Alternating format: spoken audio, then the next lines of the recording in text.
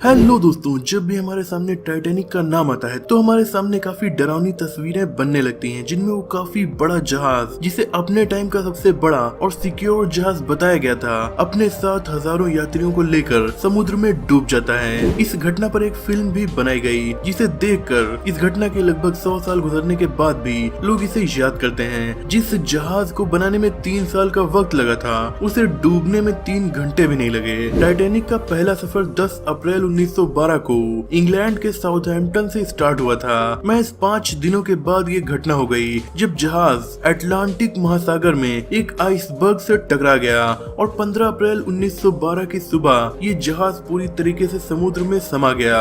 उस रात 1500 से अधिक लोगों ने अपनी जान गंवाई। एक चौंकाने वाला आंकड़ा ये भी बताता है कि इस जहाज में लगभग 2224 लोग सवार थे। यूं तो इस जहाज के डूबने की मेन वजह आइसबर्ग से टकराना ही बताया गया, लेकिन जाने माने एक्सपर्ट्स के कई सालों के रिसर्च के बाद हमें ये पता चलता है कि आइसबर्ग ही नहीं, ऐसी और भी कई गलतियां थी जिनकी वजह से टाइटैनिक जहाज डूब गया।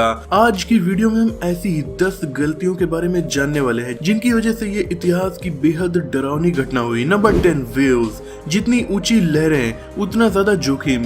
ईयर 2012 में टेक्सास स्टेट यूनिवर्सिटी के एस्ट्रोनॉमर्स के एक समूह ने टाइडल वेव्स के इफेक्ट पर एक रिसर्च को पब्लिश किया, जिसे टाइटैनिक के डूबने के लिए जिम्मेदार ठहराया जा सकता है। दरअसल जब टाइटैनिक अपने पहले सफर पर निकला था, उस दौरान सूरज और हमारी पृथ्वी इस तरह से अलाइन थी, जिनकी वजह से काफी हाई टाइडल वेव्स ने जन्म लिया।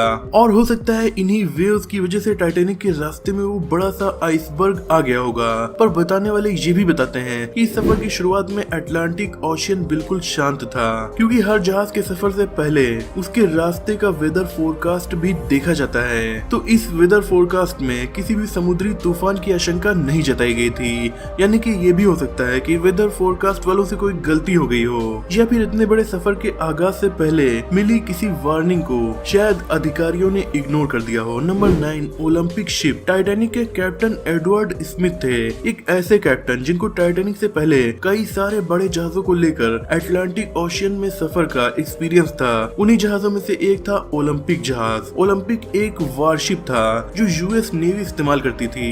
एडवर्ड स्मिथ जब इस जहाज की कैप्टनसी कर रहे थे, तब उन्होंने इसे एक बड़े हादसे से भी बचाया था। ये ओलंपिक का 5th सफर था, जिस दौरान एडवर्ड एक साथी जहाज के साथ रेस जैसे माहौल में उलझ गए थे और जहाज की स्पीड तकरीबन 40 किलोमीटर पर आवर पहुंच गई थी। उस टाइम पानी के जहाज के लिए ये काफी ज्यादा तेज स्पीड थी।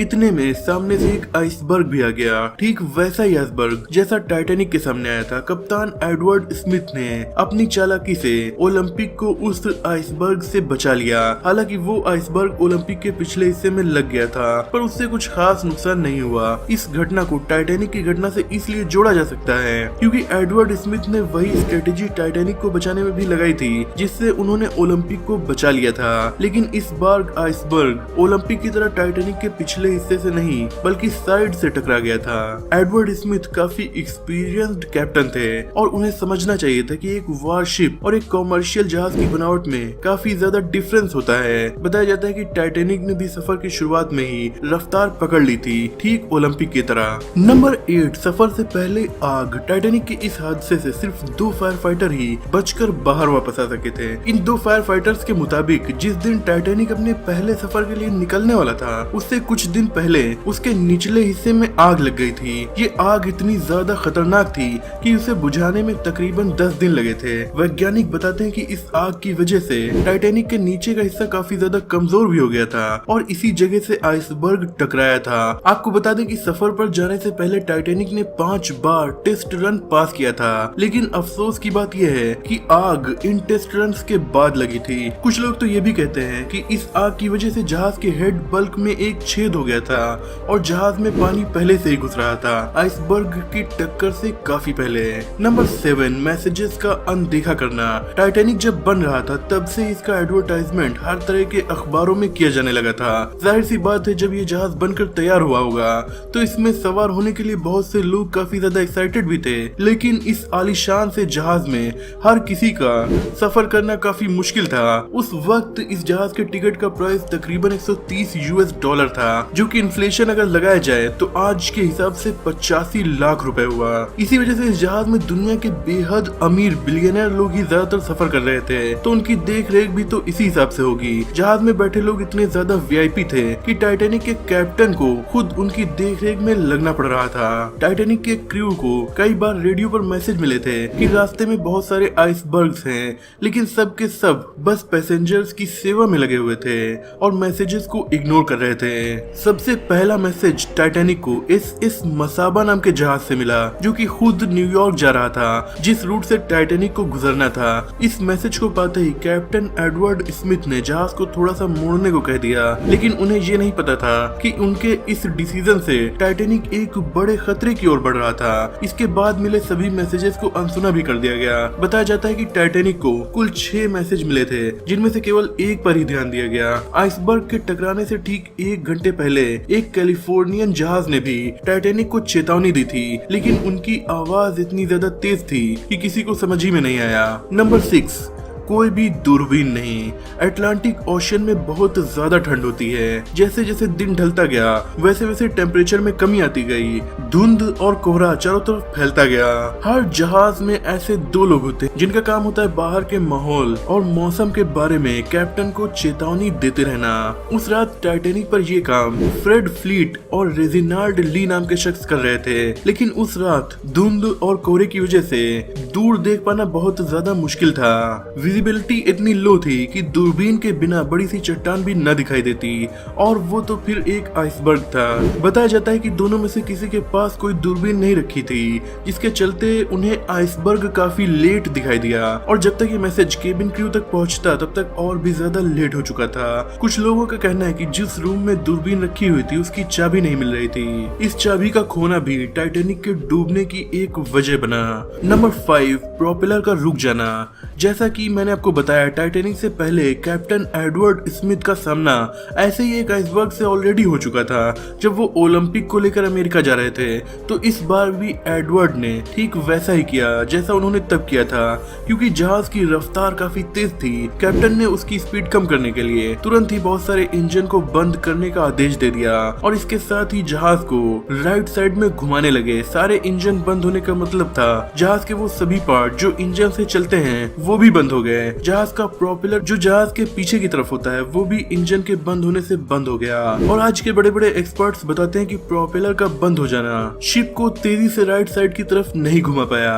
इस वजह से वो आइसबर्ग के रास्ते से पूरी तरह से नहीं हट पाया, जिससे वो आइसबर्ग से टकरा गया। नंबर 4, कमजोर रिवोट्स। रिवोट्स एक बड़े से कील की तरह होते हैं जिन्हें मोटी मोटी लोहे की चादरों को जोड़ने के लिए इस्तेमाल किया जाता है। ये रिवोट आमतौर पर स्टील के बने होते हैं, जिन्हें एक हाइड्रोलिक मशीन की मदद से चादरों में ठोक दिया जाता है। लेकिन टाइटैनिक इतना ज्यादा बड़ा था कि उसमें ये स्टील के रिवोट लगाना काफी ज्यादा मुश्किल हो गया था। इसके उपाय के तौर पर टाइटैनिक को बनाने वाले इंजीनियर्स ने स्टील के रिवोट की जगह लोहे के रिवोट का इस्तेमाल किया, जो कि पूरे शिप को बनाने में बहुत बड़ी गलती साबित हुए। ये लोहे के रिवोट वैसे तो काफी ज्यादा मजबूत होते हैं, लेकिन ठंडी जगहों की बात करें तो ये वहाँ धीरे धीरे कमजोर होने लगते हैं। ठीक ऐसा ही हुआ टाइटैनिक में। उस रात अटलांटिक ओशियन का टेम्परेचर -2 डिग्री के आसपास पहुंच गया था। इतने ठंडे पानी के कांटेक्ट में लगातार रहने से टाइटैनिक में लगी हुई ये बड़ी सी कीलें काफी कमजोर हो गईं और आइसबर्ग के टकराते ही या तो टूट गई या फिर घिस गई, जिस वजह से जहाज में लगी चादर फट गई और पानी उसमें घुसना स्टार्ट हो गया। नंबर 3, पैसेंजर्स की भी गलती। आइसबर्ग के टकराते ही टाइटैनिक में बैठे पैसेंजर्स को एक जोरदार झटका लगा। कुछ लोग सो रहे थे, कुछ लोग जग रहे थे। सभी को ये टक्कर महसूस हुई। बहुत से पैसेंजर्स खिड़की खोलकर देखने लगे कि आखिर हुआ क्या। देखते ही देखते ये बात आग की तरह फैल गई कि जहाज एक आइसबर्ग से टकरा गया है। सभी पैसेंजर्स को जहाज की छत पर जाने को कहा गया। पहले तो इस बात को नजरअंदाज किया गया, लेकिन जब पैसेंजर्स छत पर जाने लगे तो किसी ने ये नहीं सोचा कि खुली खिड़कियों को बंद कर दें। जो पानी धीरे धीरे जहाज के निचले हिस्से से आ रहा था वो काफी तेजी से खिड़कियों से अंदर आने लगा। जब पैसेंजर्स को धीरे धीरे जहाज से निकाला जाने लगा तो कुछ पैसेंजर्स यहाँ भी अपना वीआईपी कोटा इस्तेमाल करने लगे। जो लाइफ बोट 50 से 60 लोगों को ले जाने के लिए बनी थी, उसमें गिन के 10 से 15 लोग ही बैठे, क्योंकि वीआईपी बिलियनर्स को 50-60 लोगों के साथ काफी कसी हुई जगह में बैठने की आदत तो थी नहीं। इस वजह से बहुत सी लाइफ बोट तो बहुत कम लोगों को लेकर गयी। इतने बड़े जहाज में सिर्फ 1200 लोगों के लिए ही लाइफ बोट मौजूद थी। यानी 1200 लोगों की जान तो बच ही सकती थी, पर आधे से बस थोड़ा ज्यादा यानी 706 लोगों की जान ही बच सकी, क्योंकि बहुत सी लाइफ बोट में लोग आराम से सफर करते हुए गए। नंबर 2, छोटे बल्क हेड्स। बल्क हेड जहाज का सबसे निचला हिस्सा होता है। जब जहाज में पानी भरने लगता है तो सबसे पहले यही हिस्सा डूबता है। जहाज को बनाते वक्त इस हिस्से को जहाज की ऊंचाई का 1/2 हिस्सा दिया जाता है। यानी अगर जहाज 100 फीट का है तो बल्क हेड कम से कम 10 फीट का होना ही चाहिए, लेकिन टाइटेनिक का बल्क हेड उसके साइज से काफी छोटा था। इसका बल्क हेड 31 फीट का होना चाहिए था, लेकिन वो था महज 12 फीट का। ये कोई गलती नहीं थी, बल्कि ऐसा जानबूझकर किया गया था। इस बल्क हेड का एक हिस्सा तो आग लगने की वजह से पहले कमजोर हो चुका था, और इसी वजह से लोग कहते हैं कि पानी आइसबर्ग के टकराने से पहले ही भरना शुरू हो गया था। नंबर 1, लास्ट मोमेंट में जहाज को मोड़ना। कैप्टन एडवर्ड स्मिथ ने आखिरी वक्त में जहाज को मोड़ने की कोशिश की, जिससे जहाज का सामने का हिस्सा आइसबर्ग से टकराने के बजाय साइड का हिस्सा आइसबर्ग से टकराया। एक्सपर्ट्स कहते हैं कि अगर स्मिथ ये गलती न करते तो जहाज को कम नुकसान पहुंचता। किसी भी जहाज का आगे का हिस्सा साइड के हिस्से से काफी ज्यादा मजबूत होता है, यानी देर हो जाने पर जहाज को मोड़ा न जाता, सीधे आइसबर्ग से टकरा दिया जाता, तब भी जहाज के बचने की पॉसिबिलिटीज थी।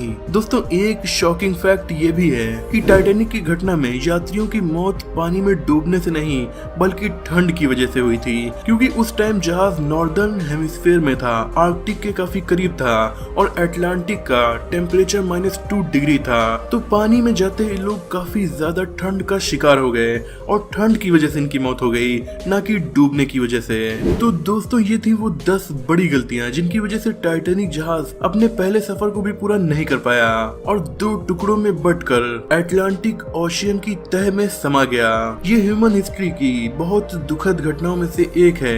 इस घटना में इंसानियत भी काफी ज्यादा शर्मसार हुई, क्योंकि लोगों ने दूसरों की जान बचाने के बजाय अपने कंफर्ट पर ध्यान दिया और 1200 लोगों की लाइफ बोट होने के बावजूद महज 700 लोगों की जान ही बच पाई। अगर इन गलतियों पर ध्यान दिया गया होता तो शायद टाइटैनिक कभी न डूबता। आपको ये वीडियो कैसी लगी कमेंट में जरूर बताइएगा। अगर आपको ये वीडियो पसंद आई हो तो इसे लाइक और शेयर कीजिए। ऐसे इंटरेस्टिंग टॉपिक्स पर नॉलेजफुल वीडियोस देखने के लिए हमारे चैनल को सब्सक्राइब करके बेल आइकन को प्रेस कर दीजिए। मिलते हैं अगली वीडियो में, तब तक के लिए अपना और अपनों का ख्याल रखिए।